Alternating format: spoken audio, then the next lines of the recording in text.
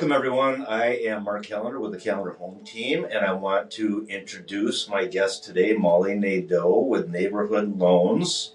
And we're going to talk about increasing your real estate wealth. I've seen a lot of my clients, my friends over the years build wealth with their homes. And so we're going to figure out how to multiply that. Molly's going to talk about multiplying that wealth with potentially keeping your current home. The key is keeping that current home. Why? Well, most people that own real estate already have a very low interest rate, and it's hard to leave. We understand that. But they also want to multiply their wealth in real estate. So a cool way to do this is on the departure home that you want to leave, replace yourself with a renter and buy your new owner-occupied home. Why does this make sense?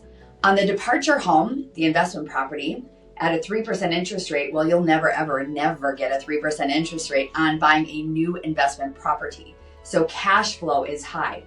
And then on your purchase, as an owner-occupied home, you get a lower interest rate and could put a lower down payment compared to buying an investment property. It's at least 20% down. So you're saving cash and increasing cash flow. Molly, what are you seeing with interest rates? If you were to just go out and buy a property for an investment, how much higher are you seeing interest rates on that investment property? Great question. So we're going to compare that to an owner-occupied home. A primary residence interest rate is usually 1% lower than the investment property interest rate, or vice versa. The investment property interest rate is 1% higher than owner-occupied. And that's even with a really good credit score, at least 20% down.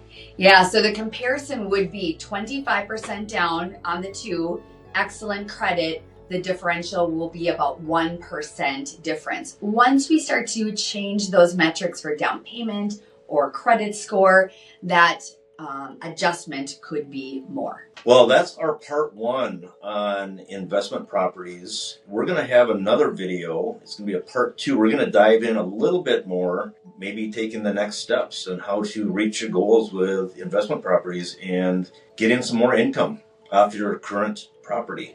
So thanks for watching today, Molly. Thank you for joining me. I really appreciate it, and have a great day. Cheers.